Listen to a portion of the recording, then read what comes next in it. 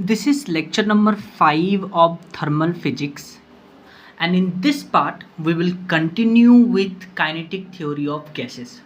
So first we will discuss about escape velocity.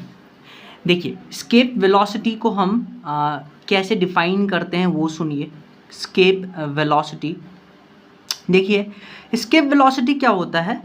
किसी भी planet, हम अर्थ की बात करते हैं, तो किसी भी प्लैनेट के सरफेस से एक ऑब्जेक्ट को कितने वेलोसिटी से फेंका जाए कि ये ऑब्जेक्ट अर्थ के या किसी भी प्लैनेट के ग्रेविटेशनल अट्रैक्शन को ओवरकम कर ले, तो उस वेलोसिटी को बुलाते हैं एस्केप वेलोसिटी. देखिए नॉर्मली जब आप कोई ऑब्जेक्ट को अर्थ के सरफेस से ऊपर फेंकते हैं तो ये ऑब्जेक्ट ऊपर जाएगा, किसी सर्टेन हाइट पे पहुंचेगा और अर्थ के ग्रेविटेशनल इफेक्ट के कारण ये ऑब्जेक्ट वापस अर्थ के सरफेस पे आएगा. लेकिन क्या हो कि अगर किसी ऑब्जेक्ट को आप 11.2 किलोमीटर पर सेकेंड की स्पीड से फेंक देते हैं आप, तो जब इस स्पीड से आप इस ऑब्जेक्ट को फेंकते हैं तो ये ऑब्जेक्ट क्या करेगा, किसी भी प्लैनेट, मान लेते हैं हम अर्थ, तो उसके ग्रेविटेशनल फील्ड को ओवरकम कर लेगा और ये ऑब्जेक्ट अर्थ के एटमॉस्फेयर को स्केप कर जाएगा और वो स्पेस में चला जाएगा. इस वेलोसिटी को हम बोलते हैं स्केप वेलोसिटी. तो स्केप वेलोसिटी को हम ऐसे लिखते हैं VES, स्केप वेलोसिटी. और स्केप वेलोसिटी का फॉर्मूला होता है √2gme/re. हम बेसिकली अर्थ के बारे में डिस्कस करेंगे, यानी अर्थ के सरफेस से कितना वेलोसिटी से एक ऑब्जेक्ट को फेंका जाए कि वो ऑब्जेक्ट अर्थ के ग्रेविटेशनल फील्ड को ओवरकम करके वो अर्थ के एटमॉस्फेयर को स्केप कर जाए. ठीक है, अब आप ध्यान से देखिए, जो स्केप वेलोसिटी है जी तो कांस्टेंट है, जिसको यूनिवर्सल ग्रेविटेशनल कांस्टेंट कहते हैं. अब आप देखिए ध्यान से कि स्केप वेलोसिटी जिस प्लैनेट है उस प्लैनेट का मास, जैसे अर्थ की बात करते हैं, उस प्लैनेट के रेडियस के ऊपर डिपेंड करता है. स्केप वेलोसिटी इस बात पे डिपेंड नहीं करता है कि उस ऑब्जेक्ट को जिसको हम फेंक रहे हैं कि उसका मास कितना है. चाहे आप एक हाथी ले आइए, चाहे आप एक छोटा पत्थर ले आइए, चाहे आप एक पूरा पहाड़ ले आइए, अगर आप उसको इतने वेलोसिटी से फेंक देते हैं, irrespective of the size, mass, shape and density of the throwing object, इतने वेलोसिटी से आप फेंक देते हैं वो अर्थ के बेसिकली एटमॉस्फेयर को वो स्केप कर जाएगा. तो ये होता है स्केप वेलोसिटी. अब आप देखिए, अब हम ये तो स्केप वेलोसिटी हो गया एक जनरल ऑब्जेक्ट के लिए. अगर हम गैसेस की बात करते हैं, तो आपको पता है कि जो अर्थ है, अर्थ के चारों तरफ एटमॉस्फेयर है, यानी कि अर्थ के चारों तरफ एटमॉस्फेयर में जो गैसेस हैं वो है, जैसे मून की आप बात करते हैं तो मून का अपना एटमॉस्फेयर नहीं है, यानी कि मून के एटमॉस्फेयर में गैस ही नहीं है. तो इसका कहीं ना कहीं मतलब है कि अर्थ के पास अगर एटमॉस्फेयर में गैस है तो आपको पता है गैस के पास RMS वेलोसिटी होता है. तो कहीं ना कहीं ये जो गैस का RMS वेलोसिटी है, this should be less than equal to escape velocity, तभी तो अर्थ के पास एटमॉस्फेयर है. अब सिंस मून के पास अपना एटमॉस्फेयर नहीं है, मून के एटमॉस्फेयर में गैस नहीं है, तो हम बोलते हैं कि मून पे जो गैसेस है उसका RMS speed that is greater than equal to escape velocity, इसीलिए मून पे अपना एटमॉस्फेयर नहीं है. ये समझ में आया. अच्छा, मान लेते हैं आप अर्थ पे टेम्परेचर बढ़ा रहे हैं, तो अर्थ पे आप टेम्परेचर बढ़ाने से क्या होगा, गैस का काइनेटिक एनर्जी बढ़ेगा, और गैस का काइनेटिक एनर्जी बढ़ने का मतलब है उसका वेलोसिटी बढ़ेगा. और अगर वो वेलोसिटी एस्केप वेलोसिटी के रेंज में आता है तो वो गैस क्या करेगा, एस्केप कर जाएगा. अब आप देखिए, ध्यान से देखिए, अगर हम बात करते हैं एस्केपिंग टेंडेंसी की, तो RMS वेलोसिटी गैस का should be greater then escape velocity of earth की बात कर रहे हैं. RMS वेलोसिटी आपको पता है 3√3 RT अपॉन मॉलिक्यूलर वेट होता है. This should be greater then escape velocity को हम VES लिख रहे हैं. तो आप क्या करिए, दोनों तरफ स्क्वायर कर दीजिए, तो ये आ जाएगा 3 RT upon molecular weight should be greater than v escape का होल स्क्वायर। तो यहाँ से अगर आप टेम्परेचर निकालिए तो आप इसको इधर भेजिएगा, इसको नीचे, तो temperature will be should be greater than equal to v escape का whole square into molecular weight upon 3R। तब आप देखिए कि अगर किसी गैस को अर्थ के सरफेस को, अर्थ के एटमॉस्फेयर को एस्केप करना है, तो उस गैस का जो टेम्परेचर होना चाहिए शुड बी ग्रेटर देन, उसका molecular weight should be greater than और इक्वल टू मॉलिक्यूलर वेट और वी एस्केप का होल स्क्वायर। तो अब आप देखिए ध्यान से कि temperature is directly proportional to molecular weight, यानी कि अगर किसी गैस का मॉलिक्यूलर वेट कम है तो अर्थ के सरफेस में कम टेम्परेचर बढ़ाने से ही वो एस्केप हो जाएगा। और आपको पता है सबसे कम मॉलिक्यूलर वेट होता है हाइड्रोजन का, तो अगर हम अर्थ का सरफेस का टेम्परेचर बढ़ाते हैं तो पहला जो गैस एस्केप करेगा वो हाइड्रोजन गैस होगा। अगर हम मिनिमम कंडीशन की बात करते हैं, मिनिमम कंडीशन मतलब टेम्परेचर यहाँ पर हम इक्वल ले रहे हैं, तो मिनिमम टेम्परेचर टी मिनिमम जो होना चाहिए वो होना चाहिए वी एस्केप का whole square into molecular weight divided by 3R। अब आप देखिए वी एस्केप आपके पास पता है 11.2 किलोमीटर पर सेकेंड, इसको आप मीटर पर सेकेंड में चेंज करिएगा। मॉलिक्यूलर वेट आप केजी में लीजिएगा तो 10⁻³ से आप मल्टीप्लाई करिएगा और आर को लीजिएगा 8.31। तो ये और यहाँ पे 10⁻³ ये सब कांस्टेंट है। तो जब आप कांस्टेंट का वैल्यू डालिएगा तो जो टी मिनिमम आएगा ये आप याद रखिएगा, that will be molecular weight divided by 2 into 10⁴ kelvin. यानी कि ये वो मिनिमम टेम्परेचर है किसी भी गैस के लिए जिससे वो क्या करेगा, अर्थ के ग्रेविटेशनल इफेक्ट को ओवरकम करके वो एस्केप कर जाएगा अर्थ के एटमॉस्फेयर से। अच्छा, ये मॉलिक्यूलर वेट है उस गैस का और ये केल्विन है, इतना टेम्परेचर चाहिए। जैसे आप हाइड्रोजन की बात करिए तो हाइड्रोजन का मॉलिक्यूलर वेट होता है 2, तो 2 डिवाइडेड बाय 2, तो हाइड्रोजन के लिए ये टी मिनिमम आ जाएगा 10⁴ केल्विन। हीलियम की बात करते हैं तो हीलियम का मॉलिक्यूलर वेट होता है 4, तो 4 डिवाइडेड बाय 2, तो हीलियम का हो जाएगा टेम्परेचर रिक्वायर्ड 2 इंटू 10⁴ केल्विन। फिर आप नाइट्रोजन की बात करते हैं तो नाइट्रोजन का होता है 14 मॉलिक्यूलर वेट, 28। N2 की बात करते हैं तो वो होता है 28, तो 28 डिवाइडेड बाय 2, तो वो आ जाएगा नाइट्रोजन के लिए आ जाएगा 14 इंटू 10⁴ केल्विन। उसी तरह से ऑक्सीजन की बात करते हैं तो ऑक्सीजन का वेट होता है, मॉलिक्यूलर वेट होता है 32, तो 32 डिवाइडेड बाय 2 यानी कि 16 इंटू 10⁴ केल्विन। उसी तरह से अगर हम CO2 की बात करते हैं तो CO2 का मोलर वेट होता है 44, तो 44 डिवाइडेड बाय 2 ये आ जाएगा 22 इंटू 10⁴ केल्विन। ठीक है, तो इतना मिनिमम टेम्परेचर रिक्वायर्ड होता है to escape the gravitational effect of earth. जैसे अब आप देखिए, आपको पता है मॉलिक्यूलर वेट का एक फॉर्मूला होता है mass of one gas molecule into Na, तो आप इसको यहाँ पे रखिए तो टी मिनिमम का एक और फॉर्मूला आ जाएगा m into Na upon 2 into 10⁴ kelvin. तो ये मिनिमम टेम्परेचर है, तो ये फॉर्मूला आपको याद होना चाहिए। मास जो यहाँ पे लीजिएगा वो आप ग्राम में लीजिएगा और टेम्परेचर तो आप केल्विन में आपको आएगा ही। ठीक है, जैसे इस पे एक क्वेश्चन देखिए जो बेसिकली नीट में आया हुआ है।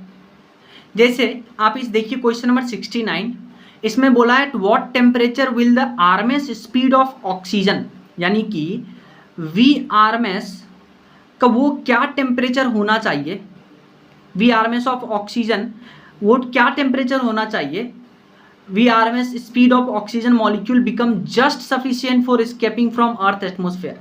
तो आपको पता है वो टेम्परेचर अभी हम निकाल के आए हैं, फॉर्मूला होता है molecular weight divided by 2 into 10⁴ kelvin. अब ध्यान से सुनिए, यहाँ पे क्वेश्चन में आपको ऑक्सीजन मॉलिक्यूल दिया है, तो ऑक्सीजन मॉलिक्यूल ये है, इसका मॉलिक्यूलर वेट होता है 32, तो यहाँ आप 32 डालिएगा तो टेम्परेचर आएगा 32 डिवाइडेड बाय 2 16 इंटू 10⁴ केल्विन। पर आप देखिए ऑप्शन में आपको कहीं ऐसा नहीं दिख रहा है, तो एक्चुअली यहाँ क्वेश्चन में आपको लिख तो दिया है मॉलिक्यूल, पर वो बोल रहा है कि आप ऑक्सीजन एटम कंसीडर करिए। लिख दिया है मॉलिक्यूल, लेकिन आपको बोला है ऑक्सीजन एटम कंसीडर करिए। तो ऑक्सीजन एटम का मॉलिक्यूलर वेट होता है 16, तो 16 डिवाइडेड बाय 2, तो वो आ जाएगा 8 × 10⁴ केल्विन, इसलिए आपका सेकेंड ऑप्शन करेक्ट होगा। तो क्वेश्चन थोड़ा सा कंट्रोवर्शियल है क्योंकि मॉलिक्यूल लिख के दिया है पर आंसर पूछा है एटम के लिए। एक और पता है आपको फॉर्मूला कि टी मिनिमम जो है, मॉलिक्यूलर वेट को लिखिए mass into Na divided by 2 × 10⁴ kelvin. तो मास आपको गिवन है तो आप यहां से भी कैलकुलेट करके रख सकते हैं, मास होगा ग्राम में, ये याद रखिएगा, ठीक है। नेक्स्ट हम बात करेंगे different speed of idol gas molecule, यानी आइडल गैस मॉलिक्यूल के पास कौन कौन सा स्पीड होता है उसके बारे में बात करते हैं। ध्यान से देखिए, अगर हम एवरेज या मीन वेलोसिटी की बात करते हैं, देखिए वेलोसिटी एक वेक्टर क्वांटिटी है, तो अगर आप एवरेज या मीन वेलोसिटी बात कर रहे हैं आइडल गैस मॉलिक्यूल का, तो वो ऑलवेज जीरो होता है, ये याद रखिएगा। एवरेज और mean velocity is always zero, क्योंकि वेलोसिटी है एक वेक्टर क्वांटिटी है। तो मान लेते हैं एक आइडल गैस इधर गया तो उसका वेक्टर इधर है, वेलोसिटी वेक्टर। तो क्या होता है कि आपस में सारे आइडल गैस का वेलोसिटी वेक्टर एक दूसरे को कैंसिल कर देता है, वेक्टर क्वांटिटी है इसलिए कैंसिल कर देता है। तो इसलिए एवरेज या मीन वेलोसिटी जो है आइडल गैस का वो जीरो होता है, याद रखिएगा।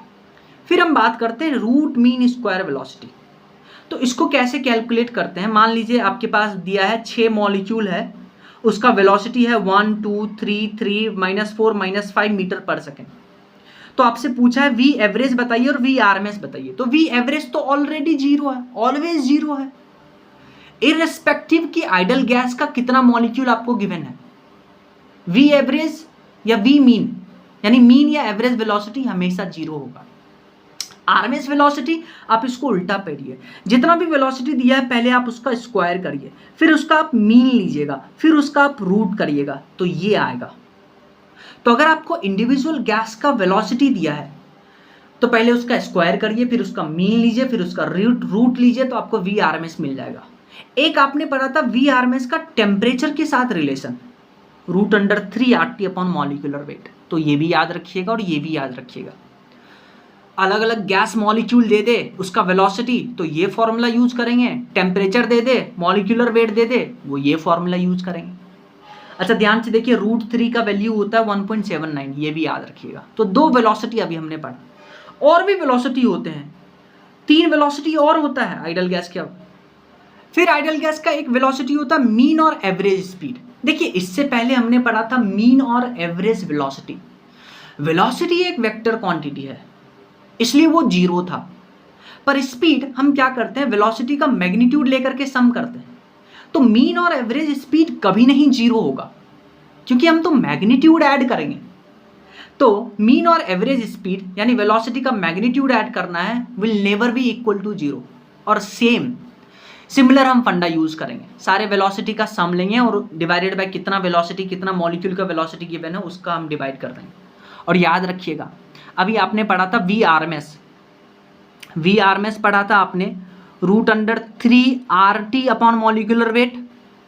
तो याद रखिएगा मीन और एवरेज स्पीड होता है √8/π RT/मॉलिक्यूलर वेट, ठीक है। और 8/π देखिए 1.59 होता है, तो आप यहां से डायरेक्ट बोल सकते हैं √3 होता है 1.79। अब आप देखिए ये दोनों तो सेम है दोनों में, तो ध्यान से देखिए RMS value v mean speed से ज़्यादा है, तो हम यहाँ से बोल सकते हैं v RMS is greater than v mean speed, ठीक है, ये याद रखिएगा। फिर नेक्स्ट जो स्पीड होता है that is most probable speed. Most probable speed का क्या मतलब है, ध्यान से देखिए। मान लीजिए आपके पास कुछ गैसेस मॉलिक्यूल है, उसका वेलोसिटी गिवन है 1 2 3 3 -4 -5, यानी 1 2 3 4 5 6 गैस मॉलिक्यूल का उसका अपना अपना वेलोसिटी गिवन है। तो आप देखिए 2 ऐसे गैस मॉलिक्यूल हैं जिनका वेलोसिटी सेम है, तो हम बोलेंगे कि एट अ गिवन टेम्परेचर वो वेलोसिटी जो मैक्सिमम गैस के पास प्रेजेंट है उसको बोलते हैं मोस्ट प्रोबेबल स्पीड। तो डेफिनेशन पढ़िए, at the given temperature the velocity for which number of molecule are maximum, यानी 3 मीटर पर सेकेंड वो वेलोसिटी है जो मैक्सिमम मॉलिक्यूल के पास है। तो यही 3 क्या है, मोस्ट प्रोबेबल स्पीड। और मोस्ट प्रोबेबल स्पीड का एक टेम्परेचर के साथ रिलेशन होता है √2 RT अपॉन मॉलिक्यूलर वेट, और √2 1.41 के इक्वल होता है। तब आप देखिए इस तीनों में आप कंपेयर करिए तो VRMS सबसे ज़्यादा, क्योंकि 1.79, क्योंकि ये तो सब में सेम है, और ये 1.59, ये 1.41, तो सबसे ज़्यादा VRMS, फिर एवरेज या मीन स्पीड, फिर आप दीजिएगा मोस्ट प्रोबेबल स्पीड। फिर एक लास्ट होता है velocity of sound in gas medium. तो velocity of sound in gas medium को लिखते हैं √γ RT upon molecular weight. Gamma को हम बोलते हैं स्पेसिफिक हीट रेशियो, जिसका फॉर्मूला होता है CP अपॉन CV। इसको हम आगे भी पढ़ेंगे, ठीक है। और गामा का वैल्यू 2 से तो कम होता है पर 1 से ज़्यादा होता है। और अभी हम रिलेशन पढ़ के आए हैं, अगर हम अरेंज करें डिफरेंट वेलोसिटी तो सबसे ज़्यादा VRMS, फिर V मीन या एवरेज स्पीड, फिर V मोस्ट प्रोबेबल, और फिर वेलोसिटी ऑफ साउंड। अगर आप रेशियो पूछ लेगा आपसे कि VRMS और V साउंड का रेशियो, तो आपको फॉर्मूला याद करना पड़ेगा, तो उसका रेशियो ले लीजिएगा। तो ये आता है √3 अपॉन गामा, और VRMS upon V most probable पूछ ले तो वो आता है √3/2। जैसे आप इस क्वेश्चन को करके देखिए, यह क्वेश्चन क्या बोल रहा है कि at what temperature average speed of oxygen gas, यानी V मीन या average speed of oxygen gas किस टेम्परेचर पे is 7/4 of RMS speed of nitrogen gas at 7 degree Celsius, यानी कि 7/4 RMS speed of nitrogen at 7 degree Celsius. अच्छा, आपको V mean या average speed पता है √8/π RT upon molecular weight is equal to 7/4 VRMS आपको पता है √3 RT upon molecular wait. Temperature ये निकालना है, ये टेम्परेचर आपको 7 डिग्री, इसको केल्विन में चेंज करिएगा, सारा वैल्यू पुट करिएगा, √√, R खत्म हो जाएगा, आपके पास ये टेम्परेचर आ जाएगा। अच्छा, अभी हमने पढ़ा था कि आइडल गैस मॉलिक्यूल के पास डिफरेंट वेलोसिटीज होता है। सिमिलरली आइडल गैस मॉलिक्यूल के पास डिफरेंट काइनेटिक एनर्जी भी होता है। तो हम बात करते हैं different kinetic energy of idol gas. देखिए, आइडल गैस मॉलिक्यूल मैंने आपको बोला था सिर्फ ट्रांसलेशनल मोशन करते हैं, इसलिए उसके पास सिर्फ ट्रांसलेशनल काइनेटिक एनर्जी होता है। तो आइडल गैस का हम पढ़ने जा रहे हैं ट्रांसलेशनल काइनेटिक एनर्जी। देखिए, जो ट्रांसलेशनल काइनेटिक एनर्जी है उसको ET से डिनोट करते हैं, E ट्रांसलेशनल। वो इक्वल होता है mass of whole gas divided by 2 into V² RMS। ये फॉर्मूला है कि E ट्रांसलेशनल होता है mass of whole gas divided by 2 into V² RMS। ये ट्रांसलेशनल काइनेटिक एनर्जी का फॉर्मूला है। अब आप देखिए, पहले आप प्रेशर का रिलेशन पढ़ के आए थे। प्रेशर का रिलेशन होता था mass upon 3 into volume into V² RMS। अब आप क्या करिए, 3V को आप इधर लेके आइए, तो ये आ जाएगा 3PV और m इंटू V² RMS। तब आप क्या करिए, mV² RMS के जगह पे 3PV लिखिए, तो आपके पास translational kinetic energy ideal gas का आ जाएगा 3/2 प्रेशर इंटू वॉल्यूम। फॉर्मूला है translational kinetic energy equal to 3/2 pressure into volume, ठीक है। अच्छा, ये 3 क्या बता रहा है, ये 3 बता रहा है कि सिंस ट्रांसलेशनल काइनेटिक एनर्जी है, ट्रांसलेशनल मोशन कर रहा है आइडल गैस, तो उसका डिग्री ऑफ फ्रीडम 3 होता है। पर अगर टोटल काइनेटिक एनर्जी आपसे पूछे तो 3 के जगह आप डिग्री ऑफ फ्रीडम लिख दीजिएगा, तो F/2 प्रेशर इंटू वॉल्यूम। तो अब आप देखिए, ट्रांसलेशनल काइनेटिक एनर्जी के फॉर्मूले में प्रेशर और वॉल्यूम आ रहा है, पर आप ऐसा मत सोचिएगा कि ट्रांसलेशनल काइनेटिक एनर्जी प्रेशर और वॉल्यूम पे डिपेंड करता है। काइनेटिक एनर्जी सिर्फ और सिर्फ टेम्परेचर पे डिपेंड करता है। आप ऐसे चेक करिए ना, आप PV इक्वल टू μRT लिखिए, तो प्रेशर और वॉल्यूम का एक तरफ से आप ऐसा देख सकते हैं कि इसका प्रोडक्ट टेम्परेचर के बराबर ही आता है, ठीक है। तो याद रखिएगा कि ट्रांसलेशनल काइनेटिक एनर्जी सिर्फ और सिर्फ आइडल गैस का वो सिर्फ और सिर्फ टेम्परेचर पे डिपेंड करता है, वो प्रेशर और वॉल्यूम पे डिपेंड नहीं करता। तो इसको लिख लेते हैं कि kinetic energy does not depend on pressure and volume, kinetic energy depends only on temperature only. तो मान लीजिए आपसे एक असर्शन रीजन पूछ दिया, क्या असर्शन है at constant volume pressure double kinetic energy double, और रीजन बोला कि kinetic energy does not depend on pressure, it only depends on temperature. तो आपको पता है ऑप्शन कैसे होता है, assertion true, reason is the correct explanation of assertion. तो इसका ऑप्शन नंबर फर्स्ट जाएगा कि असर्शन भी ट्रू है, रीजन भी ट्रू है, और reason is the correct explanation of assertion. कैसे, ध्यान से सुनिए। At constant volume pressure double, kinetic energy double. आप इसको समझने के लिए आप इसको लिखिए, PV equal to mu R T. ठीक है, कांस्टेंट वॉल्यूम बोल दिया तो अब आप देखिए ये तो ऑलरेडी कांस्टेंट, तो pressure is directly proportional to temperature constant volume पे। तो यही तो बोल रहा है कि at constant volume pressure double, kinetic energy double. तो अब प्रेशर डबल करिएगा तो टेम्परेचर डबल होगा। और मैंने आपको बताया था कि काइनेटिक एनर्जी आइडियल गैस का सिर्फ और सिर्फ टेम्परेचर पे डिपेंड करता है। तो अगर आपने प्रेशर बढ़ाया है तो टेम्परेचर बढ़ेगा, तो यानी काइनेटिक एनर्जी बढ़ेगा। तो असर्शन तो बहुत सही बात है, बहुत सही लिखा है। फिर रीजन पढ़िए, kinetic energy does not depend on pressure. बिल्कुल सही बात है, प्रेशर और वॉल्यूम पे डिपेंड ही नहीं करता। It only depends on temperature. Assertion भी करेक्ट है, रीजन भी करेक्ट है, and reason is the correct explanation of assertion. तो आंसर नंबर फर्स्ट जाएगा। ठीक है, अच्छा आपने अभी पढ़ा कि ट्रांसलेशनल काइनेटिक एनर्जी होता है 3/2 VB।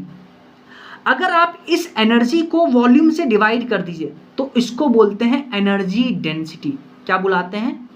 एनर्जी डेंसिटी, जिसको हम EV से लिखते हैं। तो आप बताइए EV क्या हो जाएगा? इसको आप वॉल्यूम से डिवाइड करिए तो V से V खत्म, तो एनर्जी डेंसिटी आपके पास आ जाएगा 3/2 प्रेशर। याद रखिएगा, ठीक है। तो यहां से प्रेशर क्या लिख सकते हैं? यहां से प्रेशर लिख सकते हैं 2/3 ऑफ एनर्जी डेंसिटी। यानी आप ऐसा बोल सकते हैं कि pressure of an ideal gas is 2/3 of energy density of that ideal gas. समझ में आया? तो ये भी रिलेशन याद रखिएगा। Now this section is very important. अगर आप ट्रांसलेशनल काइनेटिक एनर्जी लिखते हैं आइडियल गैस का, ट्रांसलेशनल काइनेटिक एनर्जी, तो वो 3/2 PV लिखते हैं। पर अगर हम टोटल काइनेटिक एनर्जी की बात करते हैं तो उसको 3 की जगह पर हम डिग्री ऑफ फ्रीडम लेंगे, तो F/2 PV। PV होता है mu R T is equal to NKT के बराबर। तो हम PV की जगह पे लिखेंगे म्यू आर टी और म्यू आर टी की जगह NKT। और आपको पता है नंबर ऑफ मॉलिक्यूल का फॉर्मूला होता है या मोल का फॉर्मूला होता है given mass divided by molecular weight. तो इसको, इस फॉर्मूला को हम ऐसे भी लिख सकते हैं। तो आप यहां से देखिए कि काइनेटिक एनर्जी जो है वो टेम्परेचर पे डिपेंड करता है, और टेम्परेचर केल्विन में लेते हैं, इसलिए इसको एब्सोल्यूट टेम्परेचर बुलाएंगे। और आप देखिए काइनेटिक एनर्जी मोल पे डिपेंड कर रहा है, यानी क्वांटिटी ऑफ गैस पे डिपेंड कर रहा है, और एफ पे भी डिपेंड करता है। एफ मतलब नेचर ऑफ गैस, कि गैस डाई एटॉमिक है, ट्राई एटॉमिक है। तो kinetic energy depends on absolute temperature, जो कि केल्विन टेम्परेचर होता है, क्वांटिटी ऑफ गैस यानी कि मोल ऑफ गैस, और नेचर ऑफ गैस यानी एफ पे डिपेंड करता है। अगर हम ट्रांसलेशन आइडियल गैस की बात करते हैं तो F3 होगा, और अगर कोई और गैस की बात करते हैं तो F लेंगे, डिपेंडिंग ऑन कि गैस आपको कैसा दिया है, diatomic, triatomic. Diatomic के लिए F का वैल्यू होता है 3, ट्राई एटॉमिक के लिए F का वैल्यू होता है 5। तो ऐसे आप करिएगा। तो अब देखिए, आप इसी फॉर्मूला में हम क्या करते हैं, 1 मोल के लिए आप बात करते हैं, 1 मोल आइडियल गैस के लिए, तो मोल की जगह 1 रखिएगा। तो काइनेटिक एनर्जी टोटल आ जाएगा F/2 RT। Kinetic energy total आ जाएगा। बेसिकली जब आप 1 मोल के लिए बात करते हैं तो मोल के जगह पे हम 1 लेते हैं, तो इसको हम डिनोट करते हैं, इस काइनेटिक एनर्जी को हम सिर्फ E से डिनोट करते हैं। ध्यान से सुनिएगा, बहुत इंपॉर्टेंट है। अगर आप 1 मोल के लिए काइनेटिक एनर्जी की बात करते हैं तो उसको E से डिनोट करते हैं। और इस काइनेटिक एनर्जी, 1 मोल काइनेटिक एनर्जी का और बहुत सारा नाम है। इसको मोलर काइनेटिक एनर्जी बुलाते हैं, मीन और मोलर काइनेटिक एनर्जी भी, मीन और एवरेज मोलर काइनेटिक एनर्जी बुलाते हैं, kinetic energy of 1 mole gas भी बुलाते हैं। और इसके 3 बहुत इंपॉर्टेंट नाम हैं, ग्राम molar kinetic energy, molecular molar kinetic energy, gram molecular kinetic energy भी इसको बोलते हैं। तो 1 मोल के लिए बोल रहे हैं, तो देखिए, और आइडियल गैस की बात करते हैं तो यहाँ पे F के जगह पे 3 होगा और मोल के जगह पे 1 लिखेंगे। तो 1 मोल के लिए हम E डिनोट करते हैं, तो E आ जाएगा 3/2 RT, क्योंकि मोल 1 ले लिए। फिर अगर हम 1 मॉलिक्यूल की बात करते हैं तो 1 मॉलिक्यूल के लिए काइनेटिक एनर्जी उसको E बार से डिनोट करते हैं। 1 मोल के लिए उसको E से डिनोट करते हैं। 1 मॉलिक्यूल के लिए E बार से डिनोट करते हैं, और इसका अलग अलग नाम भी है। इसको मॉलिक्यूलर काइनेटिक एनर्जी भी बुलाते हैं, मीन और एवरेज मॉलिक्यूलर काइनेटिक एनर्जी भी बुलाते हैं, और kinetic energy of one gas molecule भी बुलाते हैं, और kinetic energy of x gas molecule भी बुलाते हैं। फॉर एग्जाम्पल आपको बोल दे kinetic energy of oxygen gas molecule, तो आप ई बार लिखिएगा, तो यहाँ पे एन की जगह पे 1 रखिए तो ई बार आ जाएगा, और आइडल गैस है तो एफ की जगह पे 3 रखेंगे तो 3/2 kT। अच्छा, के होता है R/Na, तो R/Na रखिए, तो R/Na रख दिए। अब आप देखिए 3/2T, 3/2 R/T वो किसके बराबर होता है, 1 मोल के लिए काइनेटिक एनर्जी जिसको E से डिनोट करते हैं, तो ई बार हो जाएगा, ई बार क्या है, 1 मॉलिक्यूल के लिए kinetic energy will be equal to 1 mole के लिए kinetic energy divided by Na। तो आप ऐसे भी रिलेशन याद रखिएगा। फिर मान लेते हैं आपको 1 मास 1 ग्राम के लिए काइनेटिक एनर्जी पूछा है, तो मास ले लेते हैं 1 ग्राम, जिसको हम इस काइनेटिक एनर्जी को EM से डिनोट करते हैं। इसका अलग नाम भी होता है, इसको ग्राम काइनेटिक एनर्जी भी बुलाते हैं, इसको मीन या एवरेज ग्राम काइनेटिक एनर्जी भी बुलाते हैं, और इसको kinetic energy of 1 gram gas भी बुलाते हैं। तो आप यहाँ पे क्या रखिए, M के जगह 1 रखिए, तो आपके पास, और आइडल गैस के लिए F के जगह 3 हो जाएगा, तो इस काइनेटिक एनर्जी को EM से बुलाते हैं, तो EM हो जाएगा 3/2 RT अपॉन मॉलिक्यूलर वेट। अब आप देखिए 3/2 RT को क्या लिखते हैं, 3/2 RT को लिखते हैं 1 मोल के लिए काइनेटिक एनर्जी, तो 1 ग्राम के लिए kinetic energy will be equal to 1 mole के लिए काइनेटिक एनर्जी डिवाइडेड बाय उस गैस का मॉलिक्यूलर वेट। तो वेरी इंपॉर्टेंट टेबल, आप में फॉर्मूला याद होना चाहिए सबका। अच्छा, ये है 1 मोल के लिए काइनेटिक एनर्जी, ये है 1 ग्राम के लिए काइनेटिक एनर्जी, ये है 1 मॉलिक्यूल के लिए काइनेटिक एनर्जी। तो इसमें रिलेशन याद रखिएगा, सबसे ज़्यादा 1 मोल के लिए काइनेटिक एनर्जी, फिर 1 ग्राम के लिए काइनेटिक एनर्जी, और फिर 1 मॉलिक्यूल के लिए काइनेटिक एनर्जी। अच्छा, अब हम बोल रहे थे कि काइनेटिक एनर्जी टोटल लिखते हैं F/2 और PB के जगह μRT NKT या मोल के जगह mass upon molecular weight upon RT लिख सकते हैं। तो कब F लेंगे और कब 3 लेंगे, उसके बारे में आप एक शॉर्ट ट्रिक देखिए, ठीक है। तो मान लेते हैं कि 1 मोल के लिए काइनेटिक एनर्जी लिखते हैं x/2 RT, और 1 मॉलिक्यूल के लिए लिखते हैं E बार x/2 kT, और 1 ग्राम के लिए x/2 RT upon molecular weight. तो x क्या हो सकता है, 3 भी हो सकता है, XF भी हो सकता है। कैसे, जब आपको when atomicity of gas is given, atomicity of gas मतलब आपको क्वेश्चन में लिख के बोल दे कि when a diatomic gas, when a triatomic gas, तो जब आपको ऐसा लैंग्वेज लिख के बोल दे तब आप काइनेटिक एनर्जी में F यूज करिएगा, और टोटल काइनेटिक एनर्जी में F यूज करना है। कब, जब एटॉमिसिटी ऑफ गैस दे। लेकिन फॉर एग्जांपल मान लीजिए आपसे ऐसे लिख के दे दिया कि kinetic energy of oxygen gas molecule, तब यहाँ पे हम F नहीं लेंगे।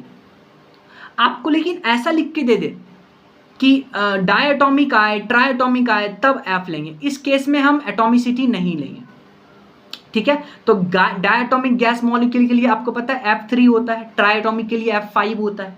तो ऐसा लैंग्वेज यूज करें कि डायटोमिक गैस, ट्राइटोमिक गैस, तब हम काइनेटिक एनर्जी में F लेंगे। लेकिन सिर्फ गैस का नाम दिया हो, only name of the gas is given, तो ट्रांसलेशनल काइनेटिक एनर्जी में 3 ही लेंगे F के जगह पे, और अगर टोटल काइनेटिक एनर्जी पूछा है तब हम F लेंगे, ठीक है। इतना समझ में आया।